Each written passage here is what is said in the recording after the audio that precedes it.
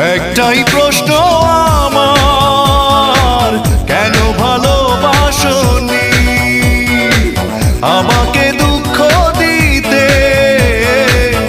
একটু কি তুমি ভাবনি এত টাকাতে